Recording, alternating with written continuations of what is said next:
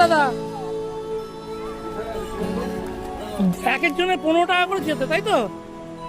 যেতে 15 টাকা করে, দুজনকে নিয়ে যাবে 30 টাকা, আবার দেখিয়ে আবার নিয়ে আসবে, ঠিক আছে?